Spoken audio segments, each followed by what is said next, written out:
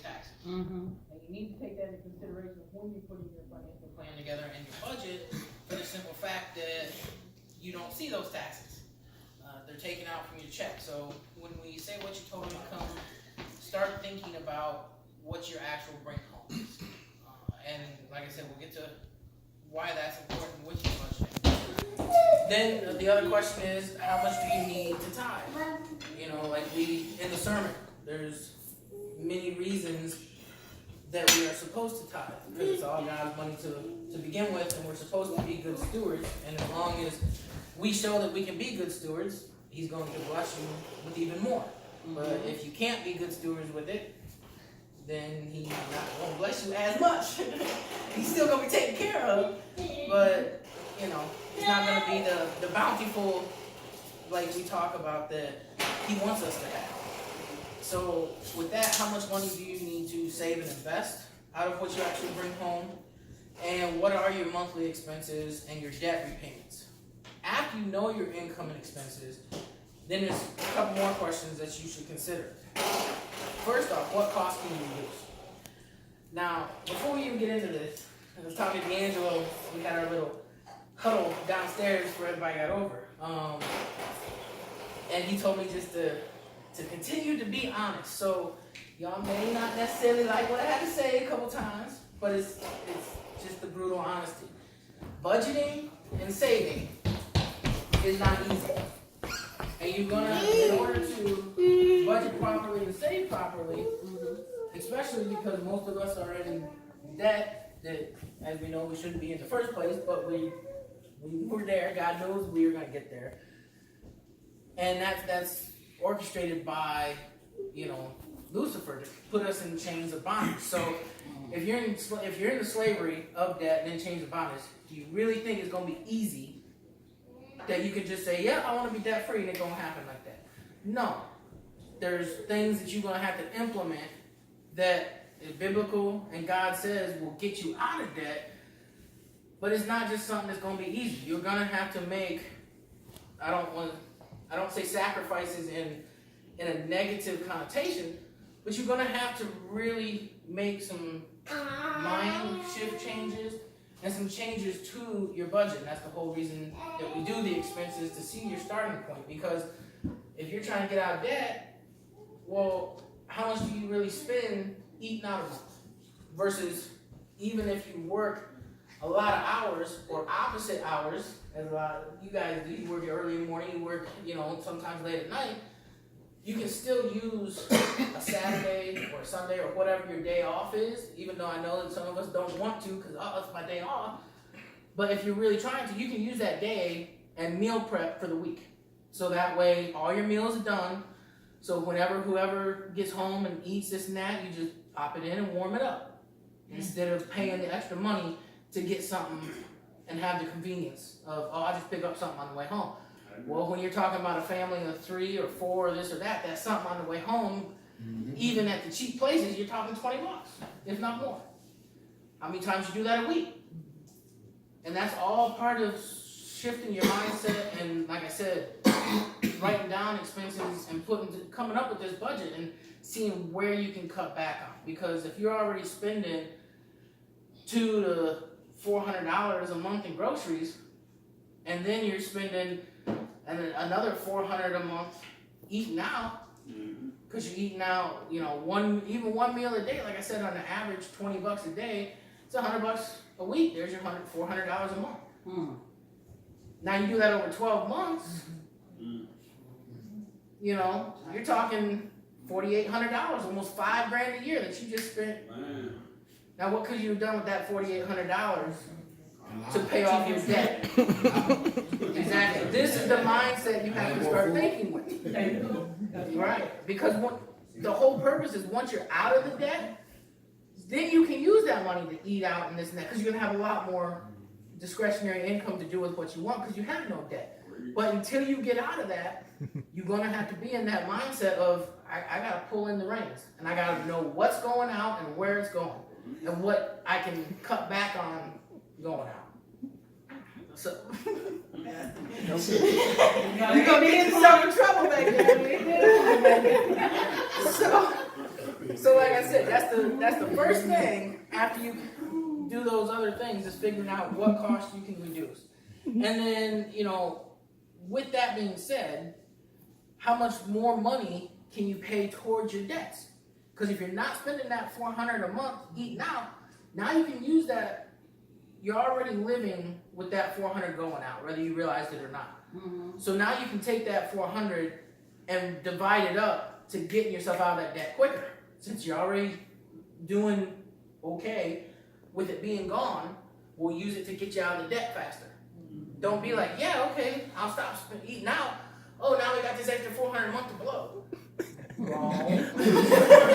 Good job of not eating out no more. But you need to be using that $400 to either start saving or, like I said, getting you out of debt quicker. Mm-hmm. So then how much money can you give out of that? Obviously, back to God, to the church, tithing. How can you save more money? So after we put the plan together, then here comes the most important thing of all. You have to work your plan. It does no good to put a plan together and have one if you don't follow it. Mm-hmm. Same thing with the Bible. We got the word. That's the plan. We're supposed to follow it. We know we all fall short. That's okay. Right. Peter and Paul says, I die daily. Mm-hmm. So, Paul. So, if you have a bad day, guess what? That's okay. Don't beat yourself up over it. Yeah. You got tomorrow. Mm-hmm. But just make sure that you got more good days than bad days. So, and that's the purpose of following your budget. Mm-hmm. And we're going to talk about, when you make a proper plan in the budget, you also plan for entertainment and stuff like that. So it's not like you're going to live like a pauper until you're completely out of debt and miserable. No, but once again, it's a mind shift and a change that you're going to rein in on some things, use that to get you out of debt faster, but you also plan. Now, instead of necessarily being spontaneous, you plan your fun trips so that you can save properly for them.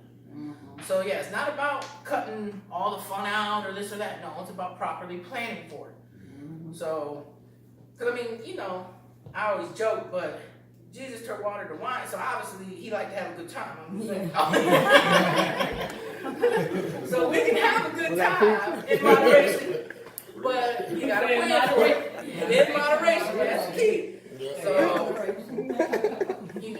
So for the working your plan, that's the other thing. You gotta look in the mirror, and this part you might not all like. And you gotta, whether you do this if you're in a relationship or you're single, you gotta look in the mirror and realize that there's no one else in your life who can take responsibility for your financial situation. Mm-hmm. Either as a unit, separately, whatever. You gotta come to that realization and that smack across the face and say, I'm here because of it. Yes, mm-hmm. That's right. That's it. And now that I have accepted that, let that old man go or old woman go, and we're gonna move on. But that's the first thing. You gotta accept and realize ain't no circumstance, ain't anyone else, this or that. It's because of you. Yeah. You can say, oh well, I'm in this because I've lent out some money and they didn't pay me back, which put me in this situation and da da da da da da. Mm-hmm. Even says in the Bible, you shouldn't be lending out money if you can't cover yourself first. Right. So if it puts you at a strain to lend that out, that's where you have to righteously and biblically say, hey, I pray for you, and I don't mean that at all in a condescending tone, like some Christians, oh, that's not pray for you. No, we know that we ain't like that. We warm body. When we say we pray for you, we mean it. Mm-hmm. And we know our house is great with prayers. We got testimonials from that one, myself and mom and dad and so many. Yeah, Tim. So, so we serious when you say, hey, I'll pray for you, that things change, this and that. Unfortunately, right now, I'm not able to financially help on that matter. Any other way I can help? Hey, you need help, with someone, if you have the time, you need help someone watching Sky, because, hey, things got tough, we can't afford daycare right now, this or that. Okay, I'll gladly help you out so you can save that, this and that. Mm-hmm. I just don't have extra money to help you right now because we're going through some stuff too, but there's other ways to help people than giving them money that you don't have to give. Amen. So that's what I said. You gotta come to that realization. You're in it for your own. Yes. I need babysitter Saturday for my 3 kids. I mean, did that go? No. Oh, Pastor Cornelius and Sister Betty, Sister Davis. There you go, right Now there's 22. So like I said, that's the first thing.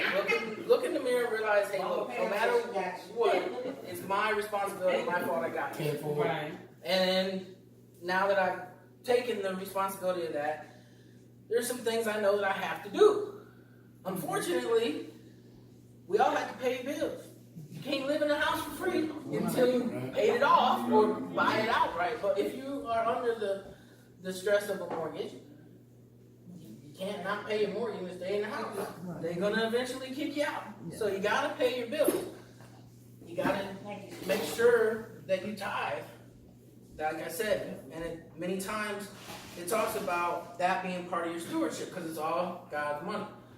And that's why there's the story where, because it's not a parable, story, where all the people were going into the church and there was people putting in lots of money, people putting in little money, and there was the woman that came and put 2 cents, 2 coins. And Jesus said to the disciples, look at that. She's the biggest giver of them all. And the disciples were like, what you talking about? Like, there are people that gave all kinds of money. He goes, yes, but that was the last 2 coins she had. That's the kind of trust that God wants and he deserves. Because it's all his and he going to bless you. Raining down blessings as long as you can prove that you're a good steward. Yes. Amen. I have a question, and I hope I'm not alone, but if I am, oh well. I've heard so many different stories and so many different ways of how to tithe that I would like to know the proper way to tithe. Like, what's the proper percentage and how often should, like, just what the proper way is. The proper, and Pastor, correct me if I'm wrong, but my understanding is the proper is 10% of what you bring home. 10% of what you bring home. So if you get paid, regardless whether you get paid weekly, monthly, whatever, whatever you get paid monthly, whatever's easiest for you as you're budgeting, as long as you add that up. Okay, so if I bring home $5,000 a week, okay, well that's $100 a week. Okay, well bills may add up, line up for this or that I can pay my 10% once a month, so that would be $400 a month then that I pay to the church. But as long as it's 10% of what you total income. Correct.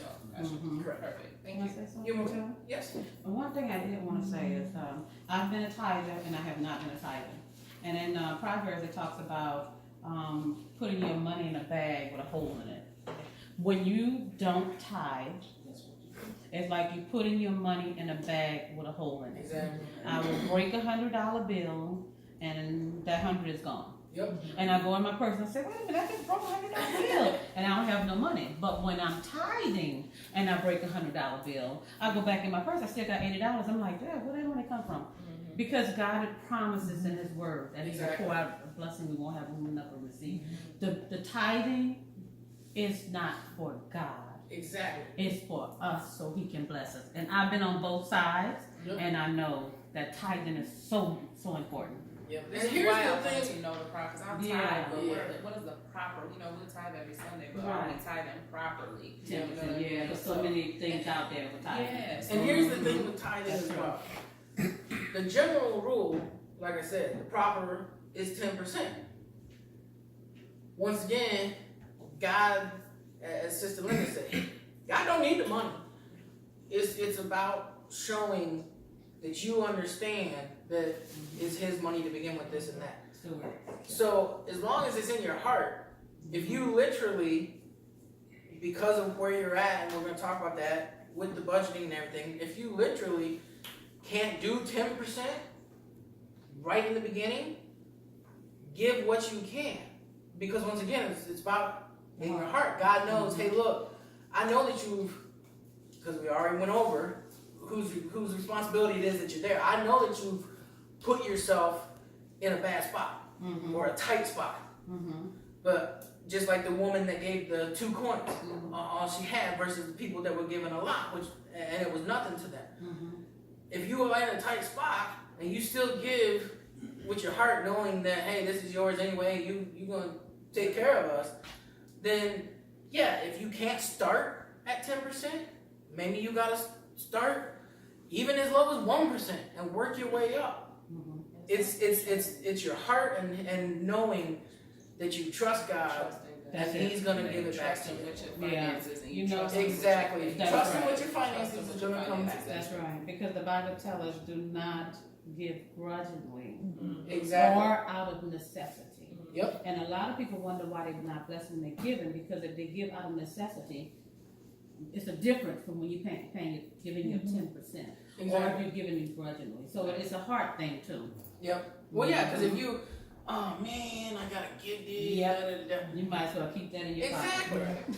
Exactly. But if you're, you know what? God just continues to pour blessings, this and that. Yeah, it's His anyway.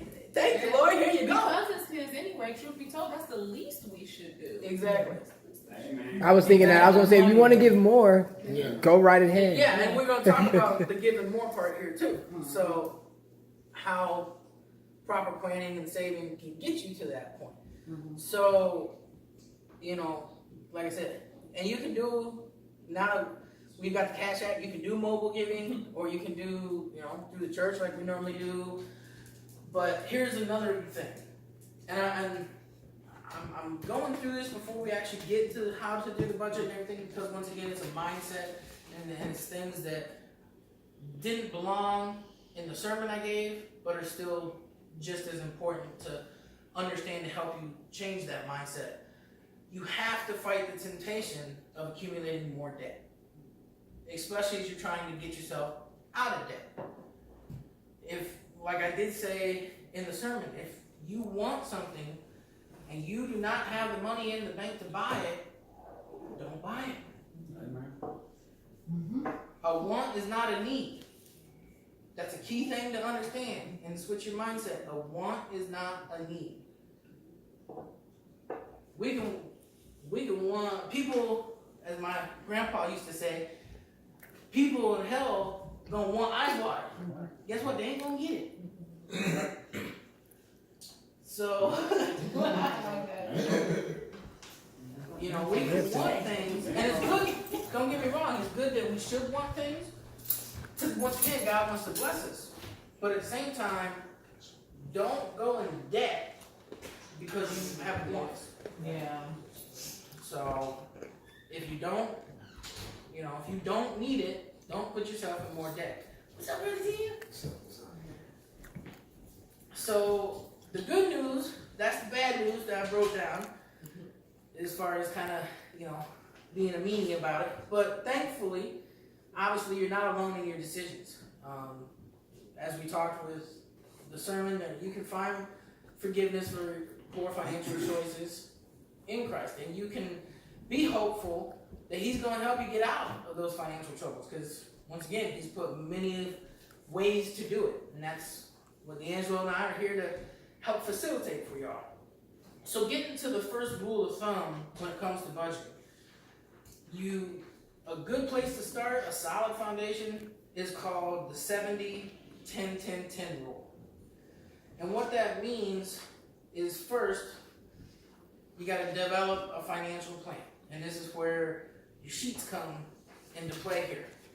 Because on the left side, you see you got assets, and on the right side, you got liabilities. So you're going to write down all your assets. And this, I mean, depending on where you're at, you can include furniture. Hey, I have some people that include their shoes.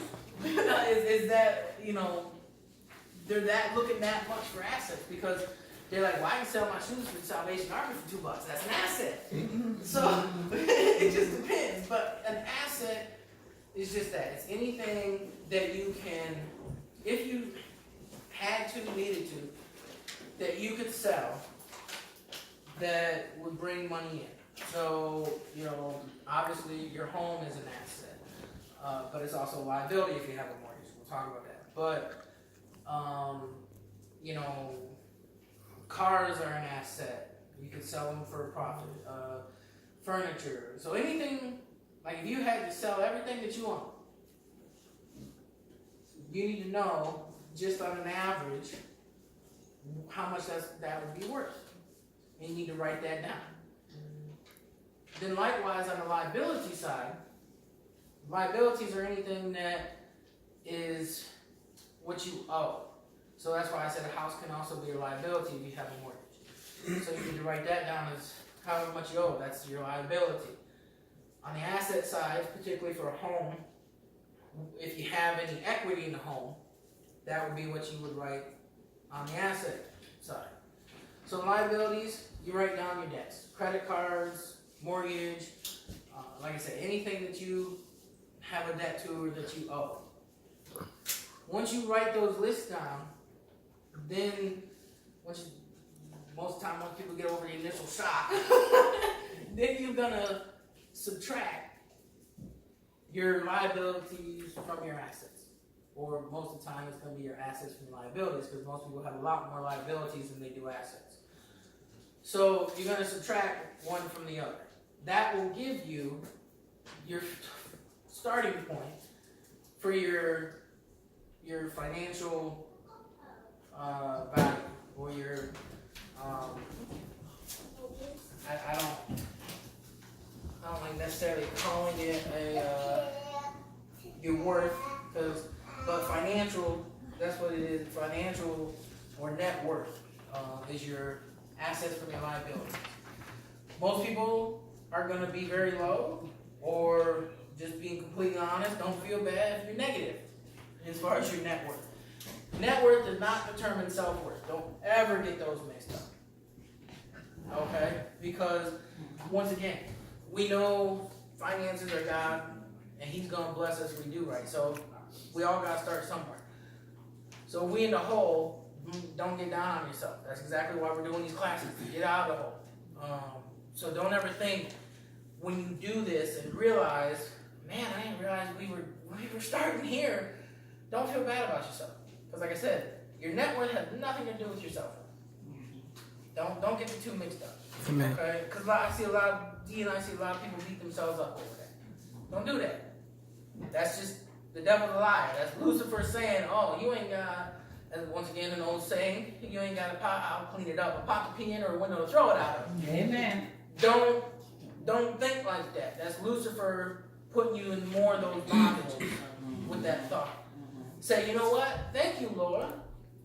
Because now I know where we're starting from. Amen.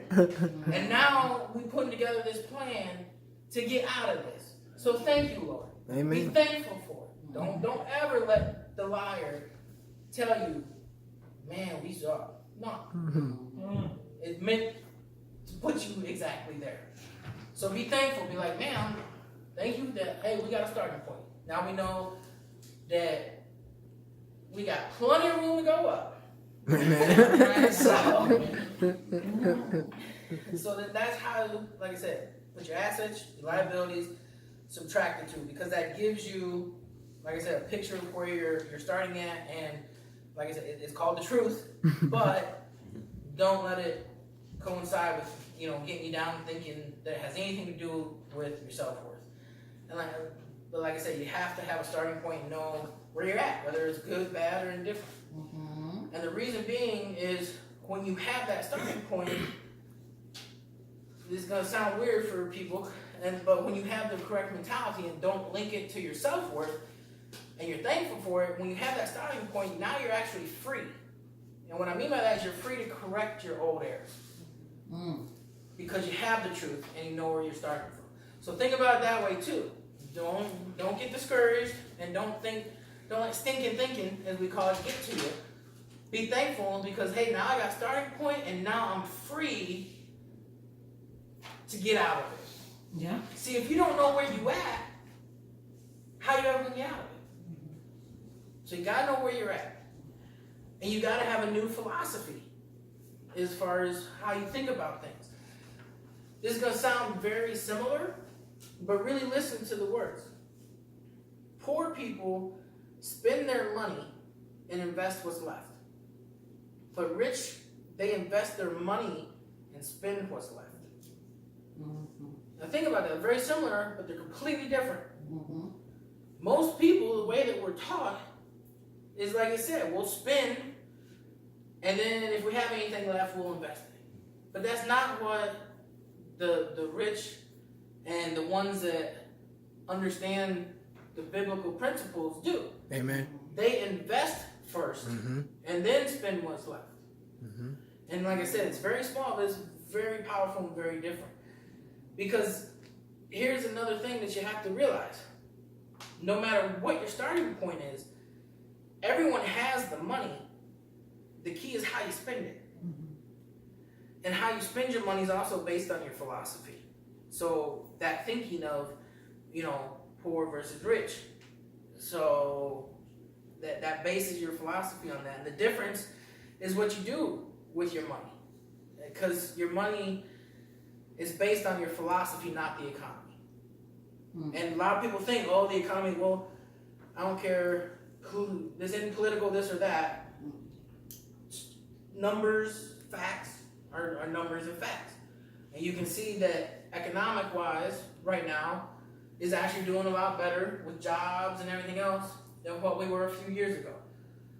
And even when the economy was bad, there's always going to be work somewhere. So you can't base that off of the economy. It's based off of your philosophy. Mm-hmm. So what do you do with the dollar as far as that 70, 10, 10, 10? You never want to spend more than 70 cents. So every dollar you bring home, you never want to spend on bills and this and that more than 70 cents. You want to give your 10 cents to the church, and then you want to give the other 20 cents to saving. And you want to split it up between what we call passive and capital saving, which that's something we'll get into, specifically later on. But that's how you want to, that's the ideal way to split it up. And that's what I said, that's the ideal situation. That's what we want to get to. You may not be able to do that right off the bat.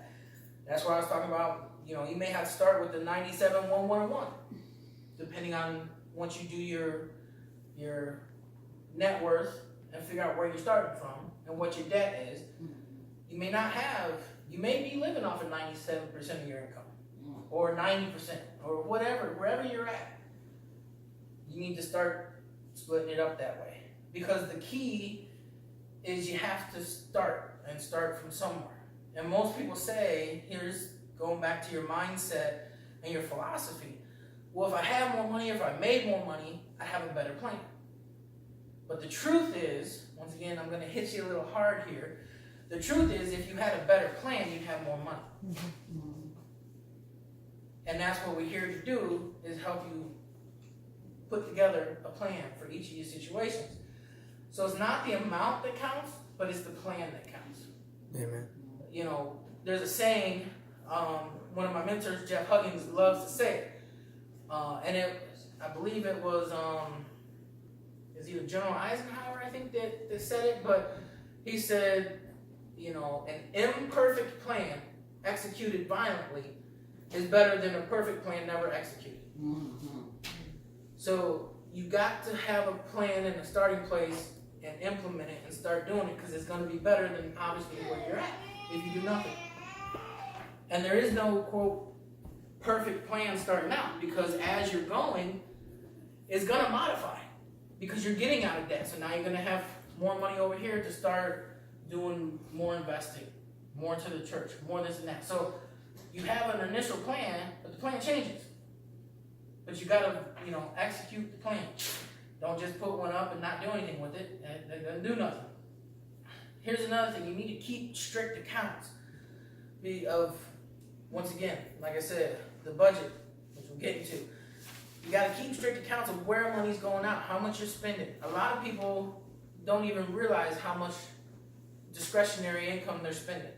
But what I mean by that is, I use the example of eating out. But a lot of people also, on the way to work or whatever, stopping at Starbucks. $5 coffee, as I call it, because there ain't no coffee there is not less than $5.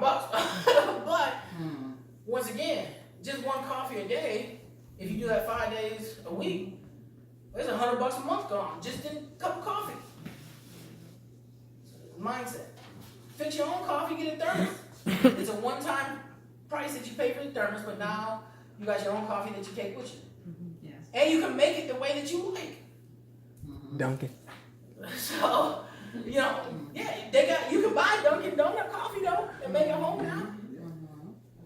Get y'all a couple thermoses, make it home, save that $5. There's between the two of you, there's $200 a month like that. And a bag of coffee costs, even an expensive bag costs like $12. Between two people, that'll last a month. Even if it doesn't, and you need 2 bags, that's still less than half. That's less than half of what you're paying to buy it from the store. So you're still gonna save money. So yeah, that's what I'm saying. Mindset thing. So you keep strict accounts, because once you are out of debt and you start making the big money, once, like I said, then you're gonna switch your plan. So instead of 70-10-10-10, the ideal plan, my ideal plan and Dee's ideal plan is we want to get to the point where we're 10-30-30-30. So now we're living off of 10% of what we bring in, but we're giving 30% to the church, and we're giving 60% to, well, we can do 30% to charities, 30% to saving, this or that, or the 60% to the 2 different savings, but God's blessing and bringing in enough because we've been good enough stewards that we can live off of 10% and give 90% away. That to me is the ideal. Amen. I mean, think about that. Think about how, once again, free your spirit would be, so to speak, of any bondage or chains if you knew that you was living off of 10% of your income, and that more than covered not only your needs but your wants. That you could give 90% of what you make away back to the Lord who gave it to you to begin with, and to help others. Because at that point, when you're talking 30%, now you're talking, okay, I can give to the charities. I can fund my own charity and not have to, necessarily count on 100% donations. I can have a back fund for it in case donations get slow. Or, when they get big, great, then it just adds to the general account. But I know regardless, if times get tough or not, my foundation ain't going nowhere that God had me set up, because we got to support it. Or you can go on mission trips. You can, at that point, that's really when you can do whatever God's called you to do. To go out and be a beacon and a light. Because you have the financial means and freedom to do it. Amen. So let's talk strategy with budget. Get into what this class is about. And then, everything I said, that was the longest part. The actual budgeting part won't take too long. A key method is what's called the snowball effect that you want to implement and use. And this is to pay off credit card debt specifically as soon as possible. I know we all got credit card debt. This ain't got to admit it to nobody. I ain't calling nobody out crucifying them, but I know that somebody got some kind of credit card debt. If you don't, then you can still use the snowball effect to pay off like your mortgage, this and that. We'll talk about that. But starting with the credit cards, because that's most of the time people's main thing. Man, I got, and the average household in America has $10,000 or more credit card debt, which is crazy to me. It is, but I understand. So if that's you, that's okay. Don't feel bad, because once again, in the average, you got more, well, still don't feel bad, because hey, that's what you're here for. You got less, then hey, feel good, because you're doing all right on that aspect. So, but what the method is you pay the minimum amount on all your credit cards, obviously, but whatever, and this comes into the budgeting, whatever extra you have, or a lot of people, I'll keep math simple, say you got 2 cards. A lot of people will pay an extra amount on both cards. So say the minimum is $25 a month on each card. And they're putting, they're putting $50 a month towards each card. So they're paying $25 extra on each card. And they think, hey, I'm doing good, I'm paying extra on each card and bringing it down. It's better than nothing, don't get me wrong.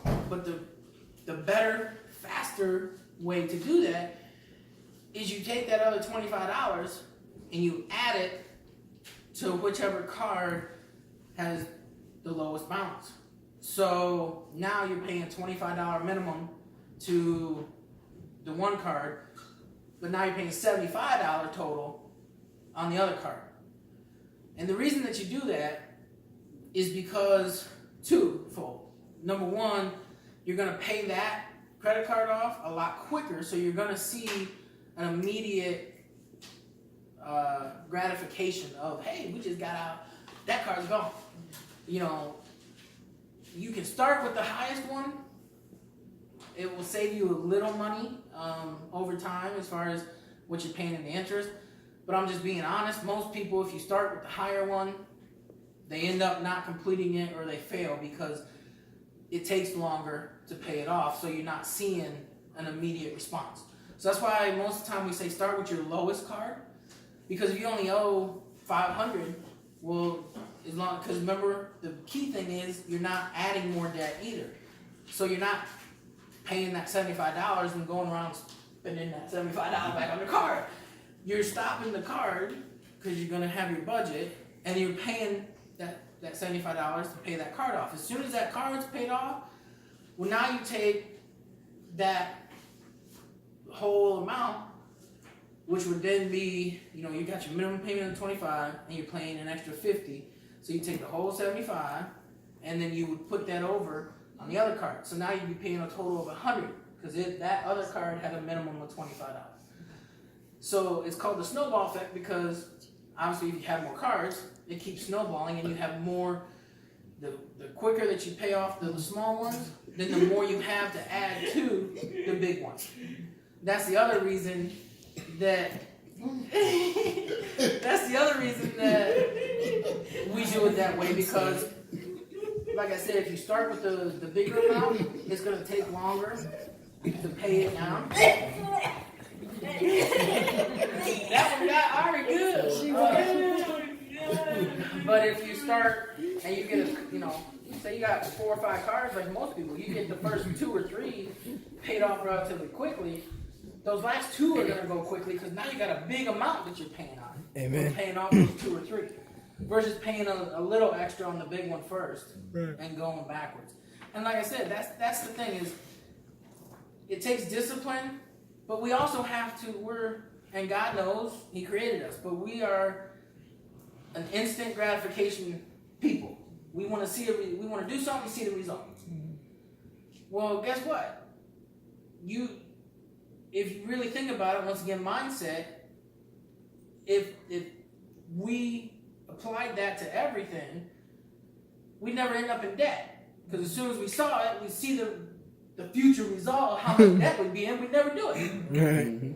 But once again, that's the great deceiver. As far as, we'll give you this and that, just slow. Oh, don't worry, you can pay it off.